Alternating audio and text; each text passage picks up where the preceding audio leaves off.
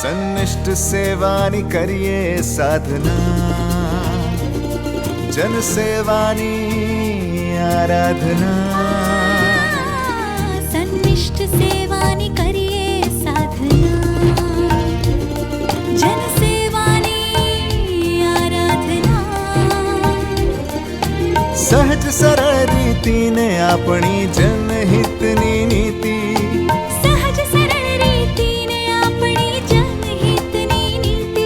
સાથે મળીને લખીએ આપણે જય ગાથા ગુજરાતની, યશ ગાથા ગુજરાતની, જય ગાથા ગુજરાતની, યશ ગાથા ગુજરાતની. નમસ્કાર દર્શક મિત્રો, મુખ્યમંત્રી શ્રી ભૂપેન્દ્રભાઈ પટેલના નેતૃત્વ હેઠળની રાજ્ય સરકાર જનસેવાના સંકલ્પ સાથે સુશાસનના નવા પરિમાણો પ્રસ્થાપિત કરી રહી છે, જેના માધ્યમથી નાગરિકોના જીવનમાં સકારાત્મક બદલાવ આવી રહ્યા છે.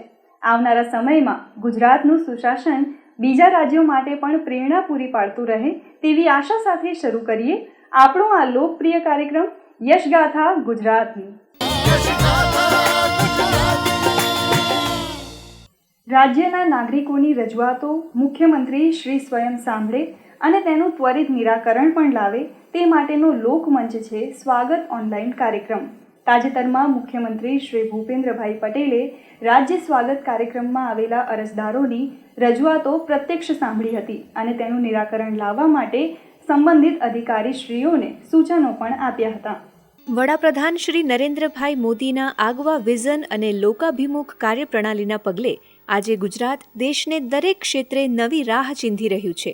ભારતના ગ્રોથ એન્જિન અને મોડલ સ્ટેટ ગુજરાતે સુશાસનની એક નવી પરિભાષા કંડારી છે. સુશાસનની પ્રતીતિ આજે ગુજરાતના દરેક નાગરિકને થઈ રહી છે. તેમ છતાંય રાજ્યના કોઈ પણ નાગરિકની કોઈ પણ રજૂઆત હોય તો તેને રાજ્યના મુખ્યમંત્રીશ્રી સુધી પહોંચાડી તેના ત્વરિત નિવારણ માટેની કાર્યપદ્ધતિ પણ ગુજરાતમાં અમલી છે, જેનું નામ છે સ્વાગત કાર્યક્રમ. ગુજરાતના તત્કાલીન મુખ્યમંત્રીશ્રી અને દેશના વર્તમાન વડાપ્રધાન શ્રી નરેન્દ્રભાઈ મોદી દ્વારા જનતાની સમસ્યાના નિવારણ માટે શરૂ કરાયેલી એક પહેલ એટલે આ state wide attention on grievances by application of technology સ્વાગત ઓનલાઈન કાર્યક્રમ, જ્યાં ટેકનોલોજીના માધ્યમથી રાજ્યના નાગરિકો પોતાની સમસ્યા મુખ્યમંત્રીશ્રી સુધી પહોંચાડવાની સાથે તેનું પ્રત્યક્ષ નિવારણ પણ મેળવી શકે છે. દર મહિનાના ચોથા ગુરુવારે ગાંધીનગરમાં રાજ્ય કક્ષાના સ્વાગત ઓનલાઈન કાર્યક્રમનું આયોજન કરવામાં આવે છે, જ્યાં મુખ્યમંત્રીશ્રી સ્વયં ઉપસ્થિત રહીને રાજ્યના નાગરિકોની રજૂઆતો સાંભળે છે અને તેના યોગ્ય નિવારણ માટેના સુઝાવો તથા સંબંધિત તંત્રવાહકોને સૂચનો પણ આપે છે. જુલાઈ મહિનામાં રાજ્ય, જિલ્લા, તાલુકા અને ગ્રામ સ્વાગત કાર્યક્રમોમાં તંત્રવાહકોને મળેલી કુલ 2538 રજૂઆતોમાંથી 59% એટલે કે 1495 રજૂઆતોનું નિરાકરણ લાવી દેવામાં આવ્યું હતું. ત્યારે જુલાઈ મહિનામાં રાજ્ય સ્વાગતમાં આવેલા રજૂઆતકર્તાઓને પ્રત્યક્ષ સાંભળીને મુખ્યમંત્રી શ્રી ભૂપેન્દ્રભાઈ પટેલે સંબંધિત જિલ્લા કલેક્ટરશ્રીઓ સાથે વિડીયો કોન્ફરન્સ કરીને વિગતો મેળવી હતી, તેમજ તેના નિવારણ માટે યોગ્ય કાર્યવાહીનું માર્ગદર્શન પૂરું પાડ્યું હતું. મુખ્યમંત્રી સાહેબે અમને બોલાવી અને અમને ખૂબ શાંતિથી સાંભળ્યા, અમારી વાત સાંભળી. એમણે પોતે એવું મહેસૂસ કર્યું કે આ લોકોને કામની રજૂઆત યોગ્ય છે, એટલે એમણે સહાનુભૂતિપૂર્વક વિચારી અને જે તે અધિકારીઓને એવું કીધું કે આ કેસ જુઓ. એટલે એમને પોતે મહેસૂસ કર્યું કે આમનો કેસ છે એ ખરેખર જેન્યુઇન છે અને એ કરવા જેવો છે, એટલે એમણે જે તે અધિકારીઓને સૂચના આપી છે કે આમનું કામ થઈ જાય એ જુઓ. એટલે સ્વાગતમાં આવ્યાથી ખરેખર અમે ખૂબ ખુશ છીએ. અમને આનંદ છે કે ગુજરાતના મુખ્યમંત્રી આ રીતે રૂબરૂ મળી કેસમાં રસ લઈ અને પૂરી વિગત જાણી અને પોતે મહેસૂસ કરી અને જે તે અધિકારીઓને તાત્કાલિક સૂચના આપે છે. મુખ્યમંત્રી શ્રી ભૂપેન્દ્રભાઈ પટેલે દિશા નિર્દેશો આપતા કહ્યું હતું કે સ્વાગતના અરજદારોએ પોતાની રજૂઆત માટે રાજ્ય કક્ષા સુધી આવવું જ ન પડે તેવું સુચારું સમસ્યા નિવારણ જિલ્લા સ્તરે અથવા તો જે તે સ્તરે જ થવું જોઈએ. ડિજિટલ માધ્યમથી આવતી રજૂઆતો પર પણ ધ્યાન આપીને તથા નિયમિત રૂપે જિલ્લા, તાલુકા, ગ્રામ સ્વાગતનું આયોજન કરીને રજૂઆતોનું ત્વરિત નિવારણ થવું જરૂરી છે. આ કાર્યક્રમમાં મુખ્યમંત્રીશ્રીના અધિક મુખ્ય સચિવ શ્રી પંકજભાઈ જોશી, સચિવ શ્રીમતી અવંતિકા સિંઘ અને ખાસ ફરજ પરના અધિકારી શ્રી ધીરજભાઈ પારેખ સહિત વિવિધ અધિકારીશ્રીઓ ઉપસ્થિત રહ્યા હતા. ગુજરાતના તમામ વિસ્તારોમાં જનતાની સરળતા માટે સુવિધાઓ ઉપલબ્ધ કરાવવા મુખ્યમંત્રી શ્રી ભૂપેન્દ્રભાઈ પટેલની રાજ્ય સરકાર પ્રતિબદ્ધ છે, જેની પ્રતીતિ કરાવે છે મુખ્યમંત્રીશ્રીએ તાજેતરમાં કરેલા જૂનાગઢના વિકાસ પ્રકલ્પોના લોકાર્પણ અને ખાતમુહૂર્ત. ગુજરાતના નગરો, મહાનગરો શહેરી વિકાસના ઉત્કૃષ્ટ ઉદાહરણ બન્યા છે.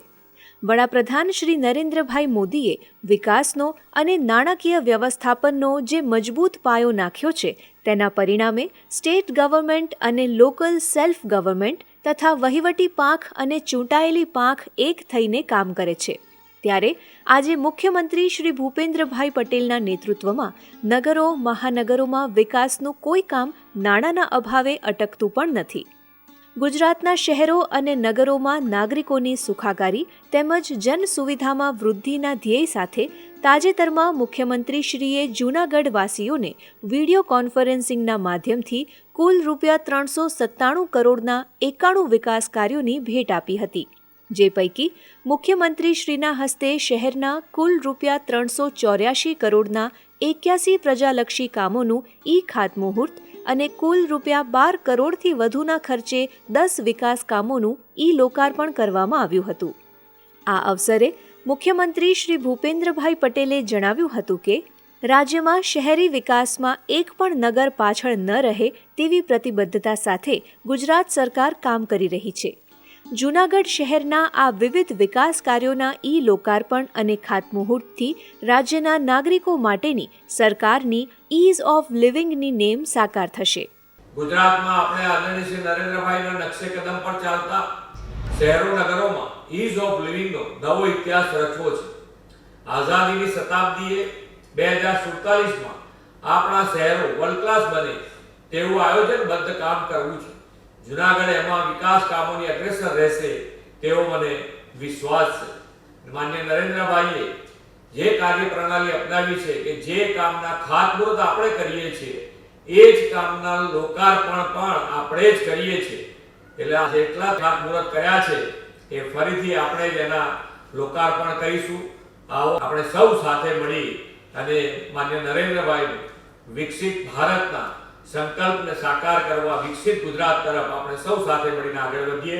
મુખ્યમંત્રીશ્રીએ કહ્યું હતું કે વડાપ્રધાન શ્રી નરેન્દ્રભાઈ મોદીએ શહેરી વિકાસના ક્ષેત્રે રાજ્યને અગ્રીમ રાજ્ય બનાવવાની દિશા આપી છે. ગુજરાત તેના શહેરી વિકાસના કારણે વિશ્વ ફલક પર નામાંકિત થયું છે. ગરવા ગિરનારની ગોદમાં વસેલા ઐતિહાસિક જૂનાગઢમાં પણ અદ્યતન વિકાસની રાજ્ય સરકારની નેમ છે. નરસિંહ મહેતાનું આ નગર આજે વિકાસની દિશામાં અગ્રેસર બન્યું છે. વિશ્વના સૌથી લોકપ્રિય નેતા ભારતના યશસ્વી વડાપ્રધાન શ્રી નરેન્દ્રભાઈ મોદીએ શહેરી વિકાસના ક્ષેત્રે ગુજરાતને અગ્રીમ રાજ્ય બનાવવાની દિશા આપી છે. મોદીજીના નેતૃત્વમાં ગુજરાત તેના શહેરી વિકાસને કારણે વિશ્વ ફલક પર નામાંકિત થયું છે. જૂનાગઢ ગુજરાતનું એવું જ એક શહેર છે જે આદરણીય નરેન્દ્રભાઈના માર્ગદર્શનમાં સતત વિકાસ કરી રહ્યું છે. ગરવા ગિરનારની ગોદમાં વસેલા ઐતિહાસિક નગરનો અદ્યતન વિકાસ થાય તેવી નેમ આપણે સાકાર કરી છે. મુખ્યમંત્રી શ્રી ભૂપેન્દ્રભાઈ પટેલે કહ્યું હતું કે વડાપ્રધાન શ્રી નરેન્દ્રભાઈ મોદીએ નાણાંના અભાવે વિકાસનું કોઈ કામ અટકે નહીં તે માટે આગવું નાણાં વ્યવસ્થાપન પણ કર્યું છે. ત્યારે તેમના જ નેતૃત્વમાં અને માર્ગદર્શનમાં શહેરી વિકાસની નવી પ્રણાલી પ્રસ્થાપિત થઈ છે. વધતી જતી શહેરી જનસંખ્યાને મૂળભૂત અને આંતરમાળખાકીય સુવિધા આપવા રાજ્ય સરકાર પ્રતિબદ્ધ છે. તાજેતરમાં જ રાજ્યની મહાનગરપાલિકાઓ તથા નગરપાલિકાઓને માળખાકીય વિકાસના કામો માટે ₹2111 કરોડની રકમના ચેક અર્પણ કર્યા છે. આ કાર્યક્રમમાં જૂનાગઢ ખાતે કૃષિ રાજ્યમંત્રી અને જૂનાગઢ જિલ્લા પ્રભારી મંત્રી શ્રી રાઘવજીભાઈ પટેલ, મેયર શ્રીમતી ગીતાબેન પરમાર સહિત વિવિધ અધિકારીશ્રીઓ ઉપસ્થિત રહ્યા હતા. પ્રવાસન વિકાસ તેમજ સ્થાનિક રોજગારીના વ્યાપને વધારવાના ઉદ્દેશ્ય સાથે દર વર્ષે ગિરિમથક સાપુતારા ખાતે મેઘમલ્હાર પર્વનું આયોજન કરવામાં આવે છે. 1 મહિના લાંબા આ પર્વની વર્ષ 2024ની આવૃત્તિનું તાજેતરમાં રાજ્યના પ્રવાસન મંત્રી શ્રી મુળુભાઈ બેરાએ સાપુતારા ખાતેથી પ્રારંભ કરાવ્યો હતો. સફેદ રણ, 1600 કિલોમીટર લાંબો દરિયા કિનારો સાથે અરબી સમુદ્ર, મંદિરો, નગરો અને ઐતિહાસિક રાજધાની સાથે વન્યજીવ અભયારણ્યો, કુદરતે ગુજરાતને અખૂટ પ્રાકૃતિક સૌંદર્યથી નવાજ્યું છે. રાજ્ય સરકારના નિર્ધારના પગલે આ સૌંદર્યો આજે પ્રવાસન માટેના શ્રેષ્ઠ સ્થળો બન્યા છે, જે પૈકી કેટલાય સ્થળો પ્રવાસીઓને પ્રકૃતિની સમીપ લઈ જાય છે. અને જ્યારે વખત હોય ચોમાસાનો, તો પ્રકૃતિ પ્રેમીઓના મનમાં સૌથી પ્રથમ નામ આવે ગુજરાતના ગિરિમથક સાપુતારાનું. દક્ષિણ ગુજરાતના ડાંગ જિલ્લાના સહ્યાદ્રી પર્વતોની ખોળે વસેલું સાપુતારા દરિયાની સપાટીથી 1000 મીટરની ઊંચાઈએ આવેલું ગિરિમથક છે. આ નયનરમ્ય હિલ સ્ટેશન ઠંડી અને સુંદર આબોહવાની સાથે લીલીછમ ખીણોના અદ્ભુત દ્રશ્યો પ્રદાન કરે છે. સાપુતારામાં દર વર્ષે ચોમાસામાં સરેરાશ 100 ઇંચ જેટલો વરસાદ પડે છે, જેથી આ પ્રદેશમાં કુદરતી વનરાજી 16 કળાએ ખીલી ઉઠે છે, જે રાજ્ય અને રાજ્ય બહારના પ્રવાસીઓને વિશેષ રીતે આકર્ષિત કરે છે. સાપુતારાના મુલાકાતીઓ હાથગઢ કિલ્લો, વાંસદા રાષ્ટ્રીય ઉદ્યાન અને શાંત સાપુતારા તળાવ જેવા વિવિધ આકર્ષણો માણે છે. ગુજરાત અને મહારાષ્ટ્રની સરહદ પર આવેલા આ હિલ સ્ટેશન પર આવતા પ્રવાસીઓને ફરવાના આનંદની સાથે સાથે ગ્રામ્ય સંસ્કૃતિની એક ઝલક પણ અહીં જોવા મળે છે. સાપુતારાનું આહલાદક વાતાવરણ અને અહીંનું કુદરતી સૌંદર્ય હર હંમેશથી પ્રવાસીઓની પ્રથમ પસંદગી રહ્યું છે. ગિરિમથક સાપુતારા ખાતે ગાઢ ધુમ્મસની પથરાયેલી ચાદર વચ્ચે રીમઝીમ વરસતા વરસાદને માણવા મોટી સંખ્યામાં પ્રવાસીઓ આવતા હોય છે. ગિરિમથક સાપુતારા ખાતે દર વર્ષની જેમ આ વર્ષે પણ રાજ્યના પ્રવાસન નિગમ દ્વારા તારીખ 29 જુલાઈથી 28 ઓગસ્ટ એમ 1 માસ સુધી મેઘમલ્હાર પર્વનું ભવ્ય આયોજન કરવામાં આવ્યું છે, જેનો તાજેતરમાં રાજ્યના પ્રવાસન મંત્રીશ્રીએ દીપ પ્રાગટ્ય કરીને પ્રારંભ કરાવ્યો હતો. આ કાર્યક્રમની શરૂઆત ભવ્ય શોભાયાત્રાથી કરવામાં આવી હતી, જેમાં ડાંગના સ્થાનિક સંગીતના વાજિંત્રો, કલાકારો, મનોરંજક પાત્રો, અલગ અલગ વેશભૂષામાં સજ્જ કલાકારો, ડાંગી આદિવાસી નૃત્ય તેમજ વિવિધ કલાકૃતિઓ રજૂ કરવામાં આવી હતી. જ્યારે મેઘમલ્હાર પર્વ ઉદ્ઘાટન કાર્યક્રમ બાદ સ્ટેપ ગાર્ડન સર્કલ પાસેથી રેઇન રન મેરેથોનને પણ મંત્રીશ્રી સહિતના મહાનુભાવોએ ફ્લેગ ઓફ કરાવ્યું હતું. આ પર્વ અંતર્ગત સાપુતારા આવતા પ્રવાસીઓ ડાંગની સ્થાનિક સંસ્કૃતિ સાથે પરિચય કેળવે અને સ્થાનિક કલાકારોને પણ રોજગારી મળી રહે તે હેતુથી કાર્યક્રમના મુખ્ય ડોમ ખાતે શુક્ર, શનિ, રવિ એમ જાહેર રજાના દિવસે તેમજ સાપુતારાના મુખ્ય સર્કલ અને ગવર્નર હિલ ખાતે સાંજના સમયે વિવિધ સાંસ્કૃતિક કાર્યક્રમોનું આયોજન કરવામાં આવી રહ્યું છે. મેઘમલ્હાર પર્વ તેમજ આ પર્વ જેવા અનેકવિધ ઉત્સવોની ફળશ્રુતિ છે કે સાપુતારા આવતા પ્રવાસીઓની સંખ્યામાં ઉત્તરોત્તર વધારો નોંધાઈ રહ્યો છે. વર્ષ 2022માં સમગ્ર વર્ષ દરમિયાન અહીં અંદાજે 8 લાખથી વધુ લોકો, જ્યારે વર્ષ 2023ના મેઘમલ્હાર પર્વમાં 2 લાખથી વધુ તેમજ સમગ્ર વર્ષ દરમિયાન કુલ 11 લાખ જેટલા પ્રવાસીઓએ સાપુતારાની મુલાકાત લીધી હતી. મેઘમલ્હાર પર્વના શુભારંભ અવસરે ડાંગ જિલ્લાના પ્રભારી મંત્રી શ્રી કુંવરજીભાઈ હળપતિ, ગુજરાત વિધાનસભાના નાયબ દંડક શ્રી વિજયભાઈ પટેલ અને પ્રવાસન સચિવ શ્રી રાજેન્દ્ર કુમાર સહિત વિવિધ અધિકારીશ્રીઓ ઉપસ્થિત રહ્યા હતા.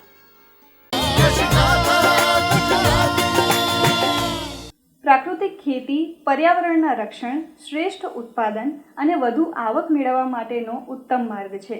રાજ્ય સરકાર અને રાજ્યપાલ શ્રીના સતત પ્રયાસો થકી આજે ગુજરાતમાં પ્રાકૃતિક ખેતીનો વ્યાપ વધ્યો છે, જેના લાભ આપણા ખેડૂત ભાઈ બહેનો મેળવી રહ્યા છે. ત્યારે આવો નિહાળીએ પ્રાકૃતિક ખેતી કરતા સુરતના એક આદિવાસી મહિલા ખેડૂતની સાફલ્ય ગાથા. ગુજરાત સરકાર દ્વારા આજે રાજ્યના ખેડૂતોને પ્રાકૃતિક ખેતીની તાલીમ ઘર આંગણે અને વિનામૂલ્યે આપવામાં આવી રહી છે, જેનો લાભ લઈને રાજ્યના ખેડૂતો પૂરી પ્રામાણિકતા સાથે પદ્ધતિસર પ્રાકૃતિક ખેતી કરી રહ્યા છે, પોતાનું મોડલ ફાર્મ તૈયાર કરી રહ્યા છે અને રાસાયણિક ખેતી કરતા અન્ય ખેડૂતોને પણ પ્રાકૃતિક ખેતી કરવા માટે પ્રોત્સાહિત કરી રહ્યા છે. પ્રાકૃતિક કૃષિ મહાઅભિયાનને વધુ વેગવાન બનાવવા ગુજરાતની નારી શક્તિ પણ જોડાઈ રહી છે. રાજ્યની ખેડૂત મહિલાઓ પ્રાકૃતિક ખેતી કરીને આત્મનિર્ભર બની રહી છે અને સાથે જ પર્યાવરણના સંરક્ષણમાં મોટી ભૂમિકા પણ ભજવી રહી છે. આવા જ એક સુરતના આદિવાસી મહિલા ખેડૂત છે અંજુબેન નરેશભાઈ ચૌધરી, જે છેલ્લા 4 વર્ષથી ગાયના છાણના ખાતર આધારિત પ્રાકૃતિક ખેતી કરી સારું ખેત ઉત્પાદન અને આર્થિક પગભરતા મેળવી રહ્યા છે. વાંકલા ગામમાં રહેતા અંજુબેન ચૌધરીએ પ્રાકૃતિક ખેતીની પ્રક્રિયા સમજી અને તેનો અભ્યાસ કર્યો. ત્યારબાદ વેલાવાળા શાકભાજીનું વાવેતર કરવાનું શરૂ કર્યું અને સારું ઉત્પાદન મેળવ્યું. પ્રાકૃતિક ખેતી કરવાના કારણે પાકમાં કોઈ રોગ પણ ન આવ્યો, જેથી તેમના ઉત્સાહમાં વધારો થયો અને તેમણે બીજા વર્ષે પણ પ્રાકૃતિક ખેતી પદ્ધતિથી વેલાવાળા શાકભાજી ઉગાડ્યા અને સારો પાક મેળવ્યો. હાલમાં 1.5 વીઘા જમીનમાં નજીવા ખર્ચે ટિંડોળા અને રીંગણના પાકનું વાવેતર કર્યું છે, જેનાથી અંજુબેનને વાર્ષિક ₹3,60,000ની આવક પ્રાપ્ત થઈ છે. આ આવકથી તેમના ઘર પરિવારનું ગુજરાન સરળતાથી થઈ રહ્યું છે અને સાથે જ આવકના એક ભાગનો ઉપયોગ તેમના ખેતરમાં પ્રાકૃતિક ખેતીને વધુ કાર્યક્ષમ બનાવવા પર પણ કરી રહ્યા છે. અંજુબેન ચૌધરીએ જણાવ્યું કે પહેલાં અમે પરંપરાગત ખેતી કરતા હતા, પણ જ્યારથી મેં ખેતીમાં રસ લેવાનું શરૂ કર્યું ત્યારથી પ્રાકૃતિક ખેતીમાં આકર્ષણ વધ્યું. રાજ્ય સરકારની ખેડૂતલક્ષી વિવિધ યોજનાઓ થકી અમારા જેવા છેવાડાના ખેડૂતો આર્થિક રીતે પગભર બન્યા છે. વેલાવાળા શાકભાજી માટે મંડપ બનાવવા જિલ્લા પ્રાયોજના વહીવટદારની કચેરી દ્વારા સાધન સહાય યોજનાનો લાભ પ્રાપ્ત થયો છે, જે મને ખેતીમાં ખૂબ ઉપયોગી બની છે. પ્રાકૃતિક ખેતી વિશે અંજુબેને કહ્યું કે પ્રાકૃતિક કૃષિથી ઉત્પાદનનો ખર્ચ નહિવત હોય છે. આ ખેતીના કારણે મહત્તમ તથા બમણું ઉત્પાદન મળે છે અને ભાવ વધારે મળવાથી બમણી આવક પણ થાય છે, જેથી નુકસાન જતું નથી. આ કૃષિ પદ્ધતિથી પર્યાવરણ અને માનવીય સ્વાસ્થ્યને રક્ષણ મળે છે, તેમજ પાણીની પણ બચત થાય છે. આ ઉપરાંત જમીનની ભેજ સંગ્રહ શક્તિ પણ વધે છે. પરિણામે જમીન બંજર થતી નથી અને પ્રત્યેક વર્ષે સારો પાક મેળવી શકાય છે. હું ટિંડોળાની ખેતી કરું છું, ગાય આધારિત ખેતી કરું છું. હું બીજાને બી કહેવા માંગુ છું કે તમે બી રાસાયણિક ખાતરનો ઉપયોગ ના કરો ને દેશી ખાતર જ વાપરો. તેમાંથી આપણને સારી આવક મળે છે. માસિક આવક મહિનામાં આપણને 30,000 તો મળે જ છે. એના માટે આપણે છે ને મહેનત કરવી પડે છે ને ગાયનો જ ઉપયોગ કરો, ગાયના છાણનો જ ઉપયોગ કરો. ને અમે અમારા ખેતરમાં અમે ટિંડોળા વાવ્યા છે. એમાં આપણને સારું, મહેનત ઓછી છે ને ફળ સારું મળે છે. દર્શક મિત્રો, ગુજરાત રાજ્યમાં ગત સપ્તાહે થયેલા વિકાસના કાર્યક્રમો અને પ્રવૃત્તિઓને નિહાળીએ સમાચાર સારાંશમાં.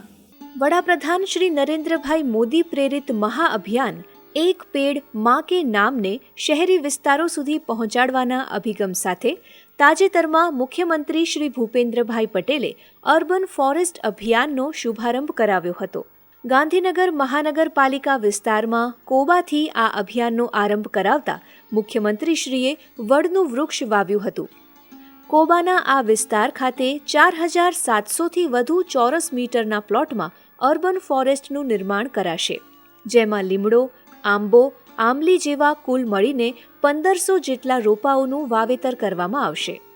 સમગ્ર રાજ્યમાં અર્બન ફોરેસ્ટ ઊભા કરવાનું આ અભિયાન 31 ઓગસ્ટ 2024 સુધી યોજાશે, જે અંતર્ગત એક પેડ માં કે નામ વિશેષ મહાઅભિયાનમાં મહાનગરપાલિકા, નગરપાલિકા વિસ્તારમાં વોર્ડ દીઠ અથવા ઝોન દીઠ વિશેષ જગ્યા પર વૃક્ષારોપણ કરવામાં આવશે.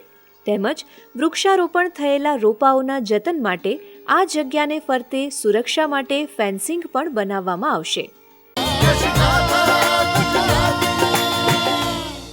તાજેતરમાં કેન્દ્રીય નાણામંત્રી શ્રીમતી નિર્મલા સીતારામને સંસદમાં કેન્દ્રીય અંદાજપત્ર 2024-25 પ્રસ્તુત કર્યું હતું, જેનું પ્રસારણ મુખ્યમંત્રી શ્રી ભૂપેન્દ્રભાઈ પટેલે ગાંધીનગર ખાતેથી નિહાળ્યું હતું.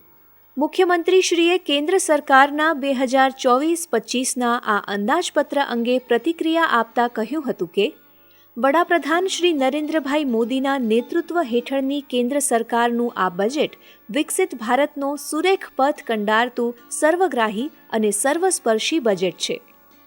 આ બજેટ ગરીબ, યુવા, અન્નદાતા અને નારી શક્તિના સર્વાંગી વિકાસને વેગ આપતું બજેટ છે. રોજગાર, કૌશલ્ય વિકાસ, MSME અને મધ્યમ વર્ગ પર ધ્યાન કેન્દ્રિત કરવા સાથે એનર્જી, સિક્યોરિટી, પ્રાકૃતિક ખેતી સહિત કૃષિ ક્ષેત્રના વિકાસને પ્રાયોરિટી આપવામાં આવી છે. યુવા શક્તિના કૌશલ્ય નિખાર માટે 2 લાખ કરોડ રૂપિયાના પ્રાવધાન સાથે આગામી વર્ષમાં 4.1 કરોડ યુવાનો માટે 5 નવી યોજનાઓ શરૂ થવાની છે. આ યોજનાઓથી દેશની યુવા શક્તિની રોજગાર, સ્વરોજગાર, ઉદ્યમિતા અને ઇનોવેશન ક્ષેત્રમાં નવા સોપાનો સર કરવાની નવી દિશા મળશે. મુખ્યમંત્રી શ્રી ભૂપેન્દ્રભાઈ પટેલે જણાવ્યું હતું કે આગામી 5 વર્ષમાં કુલ 1 કરોડ ખેડૂતોને પ્રાકૃતિક ખેતીમાં જોડવાથી ગુજરાતમાં પ્રાકૃતિક ખેતી કરતા ખેડૂતોને મોટી મદદ મળશે તેમજ વધુને વધુ ખેડૂતોને પ્રાકૃતિક ખેતીમાં જોડવાનો વડાપ્રધાનશ્રીનો સંકલ્પ સાકાર થશે. વડાપ્રધાન શ્રી નરેન્દ્રભાઈ મોદીએ વિકસિત ભારત માટે જે 9 પ્રાયોરિટી નક્કી કરી છે તેને સર્વગ્રાહી વેગ આપતું આ બજેટ છે. એગ્રીકલ્ચર સેક્ટરને અદ્યતન બનાવવા સાથે કૃષિ વિકાસ માટે આધુનિક આયામો અપનાવવાની યોજનાઓ આ બજેટમાં લેવામાં આવી છે. એટલું જ નહીં, પ્રાકૃતિક ખેતીને પણ વેગ આપવાનો વડાપ્રધાનશ્રીનો નિર્ધાર વ્યક્ત થયો છે. ગુજરાતના કૃષિ આધારિત અર્થતંત્રને આના પરિણામે મોટો વેગ મળશે. વડાપ્રધાન શ્રી નરેન્દ્રભાઈ મોદીએ વર્ષ 2047 સુધીમાં ભારતને પૂર્ણ વિકસિત રાષ્ટ્ર બનાવવાનો જે સંકલ્પ કર્યો છે તેને આ બજેટ સંપૂર્ણ રીતે પાર પાડશે એવો મને વિશ્વાસ છે. આવા સર્વસમાવેશી અને સર્વપોષક બજેટ માટે વડાપ્રધાનશ્રી અને કેન્દ્રીય નાણામંત્રીશ્રીનો હું સમગ્ર ગુજરાત વતી આભાર વ્યક્ત કરું છું. તાજેતરમાં મુખ્યમંત્રી શ્રી ભૂપેન્દ્રભાઈ પટેલના અધ્યક્ષસ્થાને અમદાવાદ ખાતે 165માં આયકર દિવસની ઉજવણી કરવામાં આવી હતી. ઇન્કમટેક્સ વિભાગ દ્વારા આયોજિત આ સમારોહમાં મુખ્યમંત્રીશ્રીના હસ્તે ઓનરિંગ ધ ઓનેસ્ટ અભિગમ અન્વયે કરદાતાઓનું ગૌરવ સન્માન પણ કરવામાં આવ્યું હતું. આ અવસરે મુખ્યમંત્રી શ્રી ભૂપેન્દ્રભાઈ પટેલે કહ્યું હતું કે વડાપ્રધાન શ્રી નરેન્દ્રભાઈ મોદીના નેતૃત્વમાં પાછલા દશકમાં દેશમાં રિફોર્મ, પરફોર્મ અને ટ્રાન્સફોર્મના અભિગમને પરિણામે પ્રોસેસ સેન્ટ્રિક ટેક્સ સિસ્ટમ હવે પીપલ સેન્ટ્રિક બની છે. મુખ્યમંત્રીશ્રીએ જણાવ્યું હતું કે દેશના વિકાસનું રોલ મોડલ અને ગ્રોથ એન્જિનની સાથોસાથ ગુજરાત કરવેરા ભરવામાં પણ અગ્રેસર છે. વર્ષ 2023-24માં કુલ 64,000 કરોડ રૂપિયાનું ટેક્સ કલેક્શન ગુજરાતમાંથી થયું છે. ન્યૂ રિટર્ન્સના ફાઇલિંગમાં ગુજરાતનો વિકાસ દર દેશના 32% કરતાં પણ વધુ એટલે કે 33% રહ્યો છે. દર્શક મિત્રો, યશગાથા ગુજરાતની આ કાર્યક્રમ અહીં સમાપ્ત થાય છે. ફરી મળીશું આવતા સપ્તાહે વિકાસની અવનવી વાતો સાથે. ત્યાં સુધી રજા આપશો. નમસ્કાર.